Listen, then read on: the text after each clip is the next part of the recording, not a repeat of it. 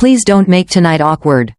My husband, Lieutenant Colonel Mason Whitaker, said it so quietly that anyone standing more than a few feet away would have missed it. I didn't. We were moving through the first security checkpoint inside the White House. Beneath chandeliers that cast warm light across polished floors and formal portraits. Marines stood motionless near the entrance. Military aides crossed the corridor with practiced efficiency. Everywhere I looked, officers in decorated uniforms were speaking with diplomats, senior officials, and guests dressed for one of Washington's most formal evenings. Mason adjusted the front of his dress uniform and checked the placement of his ribbons for what had to be the fourth time. Stay near me, he added. Be pleasant. Let me handle the introductions. There are people here I need to make a good impression on. I looked at him. All right. He took my answer exactly the way he always did. As agreement. As submission. As proof that I understood which one of us mattered more tonight. At the reception desk, a young protocol assistant greeted us. Good evening. Invitations, please. Mason immediately reached inside his jacket and produced the thick cream-colored envelope he had been carrying like a treasure for weeks. She scanned the code. A soft electronic chime followed. Welcome, Lieutenant Colonel Whitaker. Mason gave her a satisfied nod before glancing sideways at me. Claire? I opened my handbag. He expected me to remove the invitation he had seen arrive with his. Instead, I pulled out a second envelope. This one had been delivered separately by courier 3 days later. Mason had never seen it. His eyes dropped to the embossed seal. What's that? I didn't answer. I simply handed it across the desk. The assistant scanned it once. Her expression changed. She looked at the screen. Then at me. She scanned it again. Mason shifted beside me. Is there a problem? The assistant ignored him. She read something on the monitor, straightened instantly, and looked toward a group of senior officers near the far side of the hall. Admiral Pierce? A 4-star admiral turned. The assistant spoke again, a little more carefully. Sir, Colonel Whitaker has arrived. The admiral's attention snapped directly toward me. Mason went completely still. Admiral Thomas Pierce excused himself from the group and crossed the room without hesitation. When he reached us, he extended his hand. Colonel Claire Whitaker, it's good to finally meet you face to face. I shook it. The pleasure is mine, Admiral. He smiled. We've been expecting you. Beside me, Mason stared at him as if he had misheard. Then the Admiral added, the President's staff asked us to notify them as soon as you checked in. Mason turned toward me. The President? I said nothing. Because the truth was, this night had begun long before we walked beneath those chandeliers. It had begun nearly a year earlier, when I still believed patience could repair almost anything. When I still thought being underestimated by my husband was something I could quietly endure.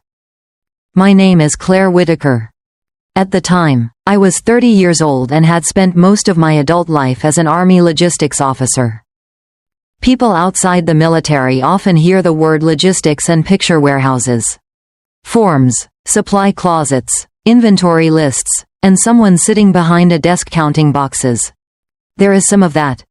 There is also fuel, aircraft, medical equipment, food, transportation, emergency staging areas, secure routes, evacuation plans, communications support, contingency stockpiles, and thousands of decisions nobody notices unless one of them goes wrong. If a unit needs equipment on the other side of the world by sunrise, somebody has to know how to make that happen. If aircraft must be rerouted because a location becomes unavailable, somebody has to build another path. If civilians need to be moved while military operations continue around them, somebody has to coordinate transportation, fuel, medical support, security windows, and timing down to the minute. That was my world. Mason used to call me the spreadsheet commander. I used to laugh. Not because the joke was particularly clever. Because explaining what I actually did would often have required discussing information I had no legal right to share. My father, Daniel Bennett, Had served 32 years in the army. When I was a young lieutenant, he gave me one piece of advice I remembered more clearly than anything taught in a classroom. Don't build your career around being noticed, he told me. Build it around being dependable. That suited me. I never needed to be the loudest person in the room. Mason had once admired that about me. We met early in our careers at Fort Liberty. Back then, he was different. He remembered the names of soldiers' spouses and children. He helped junior officers prepare for boards even when he was exhausted. He could make a room laugh without making somebody else the joke. If an enlisted soldier stayed late, Mason stayed late too. He was ambitious, but not arrogant. I loved that man. For several years, we built the kind of marriage military couples understand. Moves every few years. Anniversaries celebrated late. Birthday dinners over video calls. Furniture that never quite fit the next house. Boxes we stopped completely unpacking because another set of orders would eventually arrive. We made it work. Then Mason began moving up. At first, I was thrilled. Every promotion felt shared because I knew what it had cost both of us. But somewhere between captain and major, and especially after he became a lieutenant colonel, something shifted. He started caring more about who was in the room. Which general remembered his name? Who had received which assignment? Whose evaluation report was strongest? Who had been selected ahead of whom? At unit social events, I sometimes watched him scan the room while someone was speaking to him, searching for somebody more important to greet. He stopped doing that with soldiers. He started doing it with me. At a neighborhood cookout one summer, another officer's wife asked what I did. Before I could answer, Mason smiled. Claire keeps the army from losing track of its stuff. Everyone laughed. I gave a small shrug. There's a little more to it than that. Mason put an arm around me. She's being modest. She's terrifying with Excel. More laughter. I smiled too. That became the pattern. At Thanksgiving with his parents, his mother, Patricia, spent 20 minutes telling relatives about Mason's latest assignment. Our son is doing very well, she said proudly. His command has put so much responsibility on him. Then one of his aunts asked about me. Patricia waved her fork vaguely in my direction. Claire does supply work. Mason didn't correct her. Neither did I. After dinner, his father, Robert, joined me on the back porch while everyone else watched football. He handed me a mug of coffee. You're quieter every time I see you. I'm tired. He studied me for a second. That's not what I meant. I looked toward the window. Inside, Mason was telling a story to his brother, using his hands the way he did when he knew he had an audience. Robert followed my gaze. My wife doesn't really understand the military, he said, but Mason does. I looked at him. He continued carefully. So when he minimizes what you do, he knows better. That sentence bothered me for weeks. Because Robert was right. Mason understood logistics. He understood exactly how much responsibility could sit behind that word. He simply assumed mine wasn't important. A few months later, we attended a retirement dinner near Arlington. A retired Marine colonel sat across from us and asked me where I was assigned. I opened my mouth. Mason answered first. She works logistics, nothing glamorous. She makes sure everybody gets what they ordered. The retired colonel chuckled. I spent half my career depending on logistics officers. Then he turned to me. So you're the person who knows which plans are realistic and which ones are fantasies. I smiled. I've occasionally ruined a few fantasies, sir. He laughed. Mason didn't. During the drive home, the silence lasted almost 10 minutes. Finally, he said, "You didn't need to show me up back there." I turned toward him. "How did I show you up?" "You knew what you were doing." I answered his question. "You made it sound like I didn't understand your job." "I never said anything about you." "You didn't have to." I looked out the passenger window. That conversation was important, although I didn't realize it then. It taught me something. Mason no longer needed me to criticize him in order to feel criticized. He only needed me to appear competent in front of someone whose opinion mattered to him. After that, I became quieter. Arguments drained me. Every disagreement ended the same way. I was taking things too personally. I was being defensive. I was making everything a competition. Eventually, silence became easier. But silence has a cost. If you allow someone to define you often enough without correcting them, eventually they begin believing their version. Then came the assignment that changed everything. I was selected for a joint planning initiative involving multiple military branches and several civilian agencies. I couldn't give Mason details. The work required additional security procedures, long hours inside restricted facilities, and meetings where phones were left outside. Some mornings I left our house before dawn. Some nights I returned after 11. One evening, Mason was eating leftovers at the kitchen counter when I came home. He glanced at the clock. Another exciting night moving boxes around? I put my keys down. Something like that. What are you actually doing over there? I can't discuss the project. He gave me a skeptical smile. That's serious? Yes.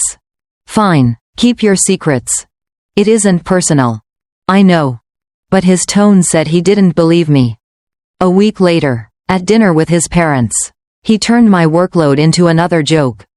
Apparently Claire has been promoted from regular spreadsheets to classified spreadsheets. Patricia laughed.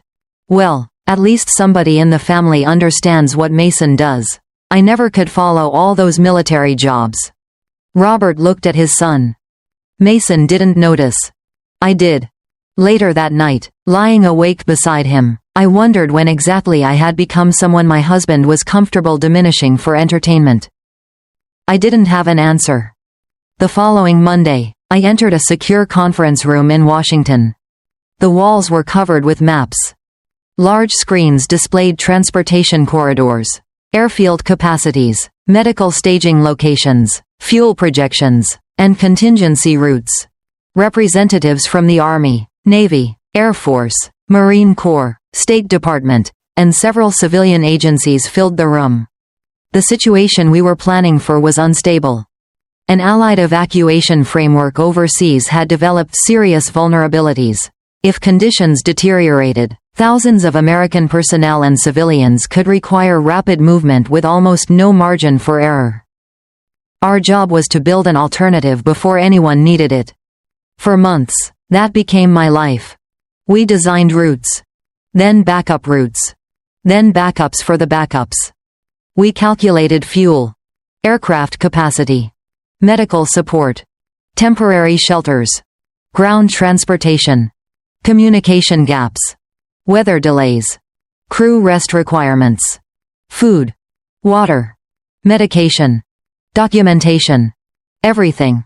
If one aircraft arrived 20 minutes late, how would it affect the next 6 departures?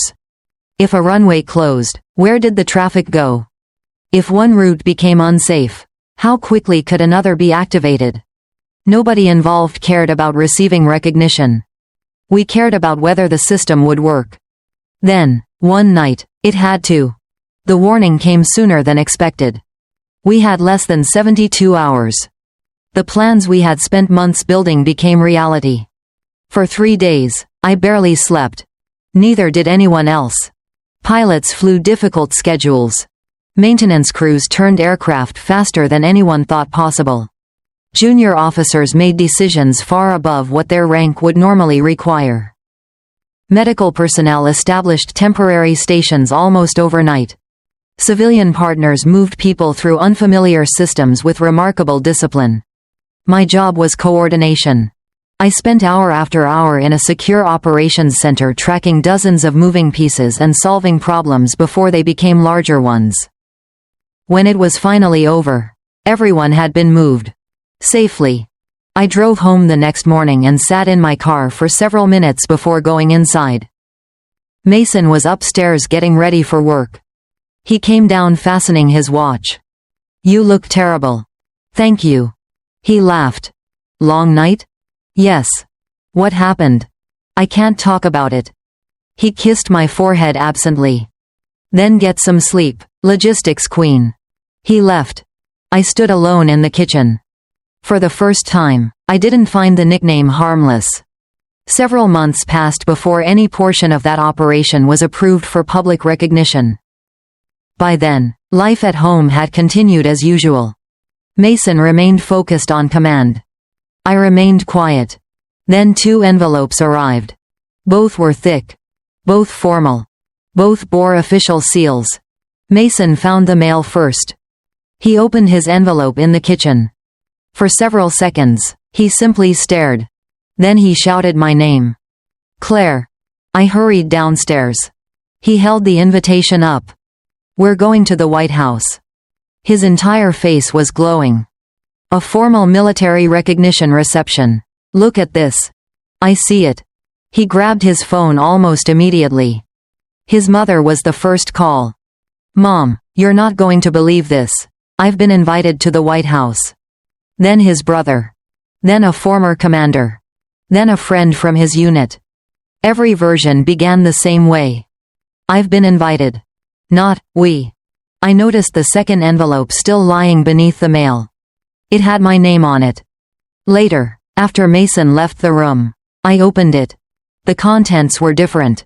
Different arrival instructions. Different access notation. Different protocol contact. Different seating designation. And a brief note requesting discretion until the official announcement. I read the entire packet twice. Then I placed it in the locked drawer of my desk. That evening Mason spent nearly an hour deciding which decorations to wear. "This could be the most important night of my career," he said. I sat across from him at the dining room table. He looked excited. Young, almost. For a moment I saw the officer I had married. Then he added, "You'll need to be careful about who you talk to. These rooms can matter professionally." The moment disappeared. I lowered my eyes. "You're probably right." He smiled. He had no idea what that smile cost him. Weeks later, we arrived in Washington. By the time we entered the White House, Mason had already reminded me twice not to wander off and once not to overshare about my work. Then my invitation was scanned.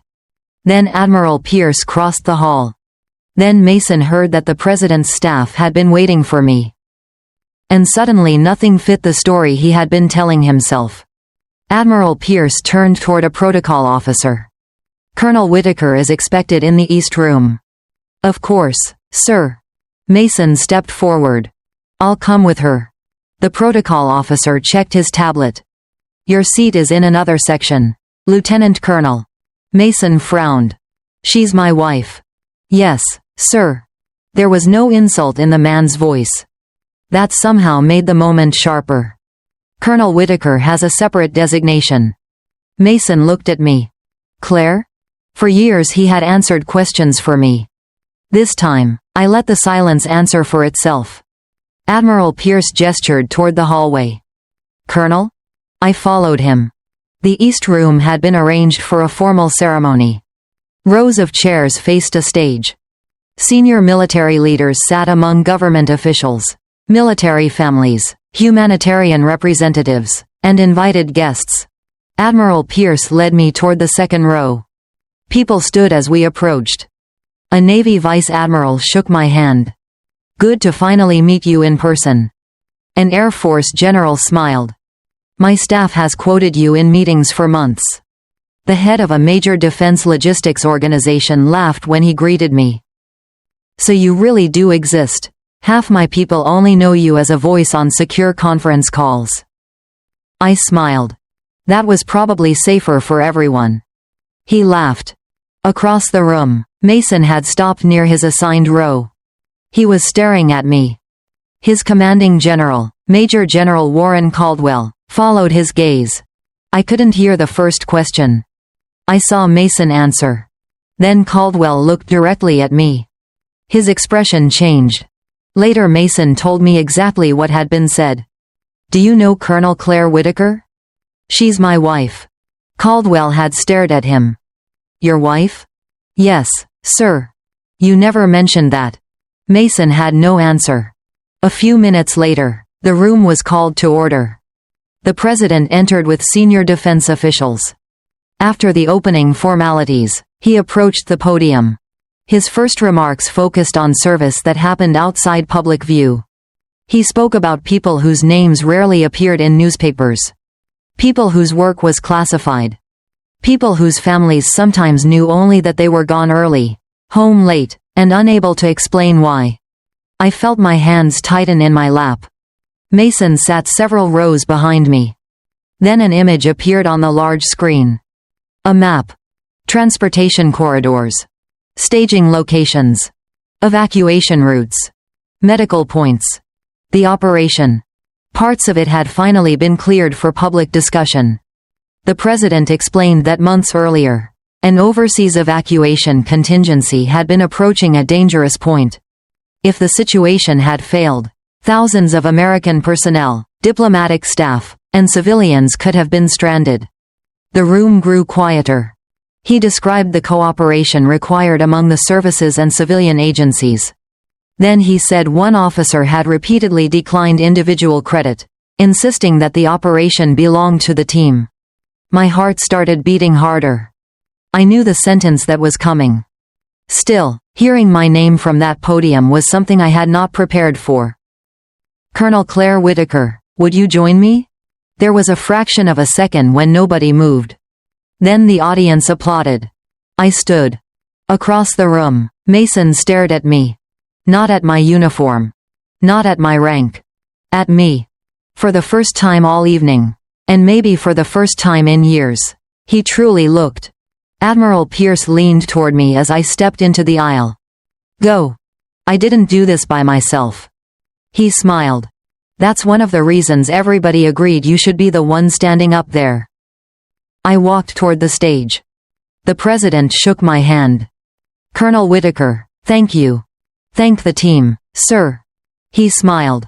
"I was warned you'd say that." A few people laughed. Then he turned toward the audience. He explained that when the emergency timetable collapsed from weeks to days, the contingency framework my group had built became the backbone of the evacuation. Hundreds of professionals across multiple organizations executed it. My role had been integrating the moving pieces. Transportation. Medical support. Aircraft flow. Ground movement. Supply. Contingencies. Communications. Because the system held, the evacuation finished without the loss of an American life. The room rose. I hated being the center of attention. I also knew refusing the recognition would have made the moment about me. Which was the opposite of what I wanted. So I accepted the framed commendation with both hands. Then someone indicated the microphone. I hadn't planned a speech. Maybe that was why the words came easily. My father served in the army for 32 years.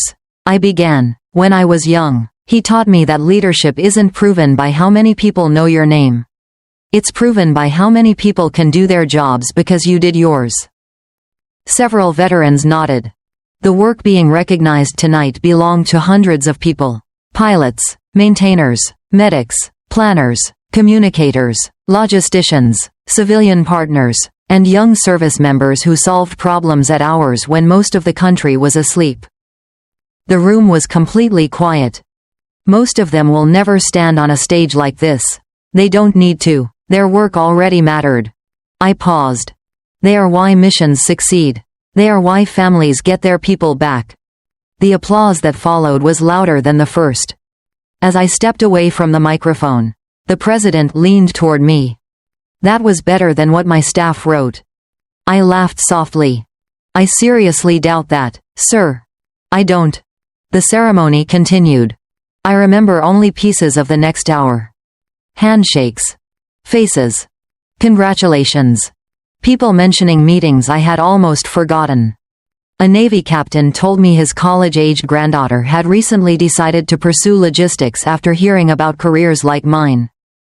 That conversation meant more to me than the framed award. Eventually, the ceremony ended and everyone moved toward the adjoining reception rooms. That was when I saw Mason. He stood near a tall window overlooking the south lawn. Alone. No confident smile. No scanning the room for important people. No stories. Just Mason. When our eyes met, he came toward me slowly. "Claire." I waited. "I had no idea." "I know." He shook his head. "No, I mean I had absolutely no idea." "I know that too." His eyes moved toward the metal. "I thought." He stopped. I let him finish. "I thought what you did was mostly administrative. You thought what I did was unimportant." He looked down. "Yes." It was the first clean answer he had given me in years. No defense. No accusation. No attempt to make my feelings the problem. Just yes. I was wrong. Yes. His jaw tightened. "I made myself look ridiculous tonight." I shook my head. "Tonight didn't do that to you." He looked at me. "You had already been doing it for years." His face changed. I wasn't trying to humiliate him. That was the strange part. I didn't feel triumphant. I felt tired. He stared past me for a moment. Then he said something I will probably remember for the rest of my life. "I stopped seeing you." My throat tightened. He continued. "I saw your rank. I saw the label on your job. I saw what I assumed you were. I didn't see you." Before I answered, Major General Caldwell approached. Mason straightened automatically. "Sir." Caldwell looked at him, then at me. "I've been familiar with Colonel Whitaker's work for almost a year." Mason blinked. "You knew?" "I knew enough." Caldwell's voice was calm. "The planning group she helped lead protected a great many people and prevented an extremely difficult situation from becoming far worse." Mason said nothing. The general looked at him for several seconds. "What surprises me is that you came home to her every day and apparently never became curious about the officer sitting across the dinner table." He walked away. Mason looked as though he would have preferred to be shouted at. Disappointment can land harder than anger. After a long silence, he asked, "Why didn't you tell me?" "I wasn't permitted to." "I understand the classified part." "Do you?" "Yes." I studied him. "Even if I had been allowed to tell you more, Mason, I'm not sure you would have listened." He closed his eyes. That landed harder than anything Caldwell had said. For the rest of the reception, we barely spoke. People came over to congratulate me. Some knew Mason. A few congratulated him too, assuming he must be proud. He thanked them quietly. For once, he didn't redirect the conversation toward himself. When the evening finally ended, I stepped outside. A light rain had passed over Washington. The pavement reflected streetlights and the red glow of brake lights from waiting cars. The air smelled clean and cold. I stood beneath the covered entrance for a moment. Then I heard footsteps. "Claire." I turned. Mason had followed me. He no longer looked like the officer who had spent the drive reminding me how to behave. He looked exhausted. "I was hoping you hadn't left." "I'm still here." He nodded. "I've spent the last hour thinking about what I owe you." "That's a long list." "I know." There was no anger in his answer. "I owe you more than an apology." I waited. "I owe you years of respect." That sentence was better than, "I'm sorry." Sorry can mean I regret what happened. Respect meant he finally understood what had been missing. When we met, he said, "I admired you. I remember. You were calmer than I was. You were better at listening. You never cared who got credit." He looked toward the wet driveway. "I think part of me always knew you were better at some things than I was." "So what happened?" He gave a short, humorless laugh. "I started getting promoted." I said nothing. Then I started liking how people treated me after I got promoted. I liked walking into rooms and being recognized. I liked being the person people listened to. His voice dropped. Eventually I started confusing rank with importance. He looked at me. "And somehow, if you were important too, I thought it took something away from me." That was the first time I had ever heard him describe the problem without blaming anyone else. He continued. "I've spent years telling younger officers that leadership is service. I came home every night and did the opposite." I nodded. He swallowed. I'm ashamed of the husband I became. I believed him. But belief was not the same as forgiveness. And forgiveness was not the same as repairing a marriage. I don't expect you to fix this tonight, he said. Good. I just needed you to hear me admit it. I heard you. Then I walked toward my car. Not because I wanted to punish him. Because one honest conversation could not erase years. The months after that surprised both of us. I accepted a new assignment in Virginia, where part of my work involved mentoring and teaching younger logistics officers. I expected to miss operational planning. Instead, I discovered that I loved teaching. On the first morning of every new class, I wrote one sentence on the board. Leadership starts with respect. Then I asked the students to tell me what it meant. The youngest officers usually talked about treating soldiers fairly. More experienced students talked about listening. Someone always mentioned accountability. Eventually I would ask the question that made the room quiet. Do you practice the same leadership at home that you expect from yourself at work? That produced different answers. It also made me think of Mason every time. We lived separately during that period. There was no dramatic announcement. No public battle. No effort to make friends choose sides. I simply needed space to decide what I wanted my life to become if I stopped organizing it around somebody else's approval. Mason requested a transfer out of his command position several months later. Nobody forced him. His career was not destroyed. His reputation did not collapse.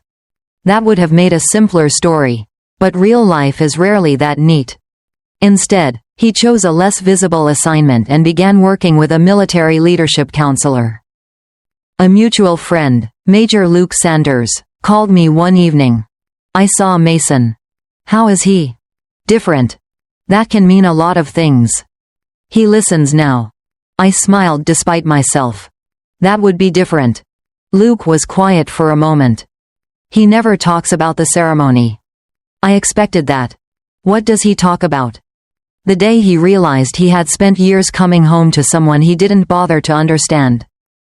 I sat with that after we ended the call.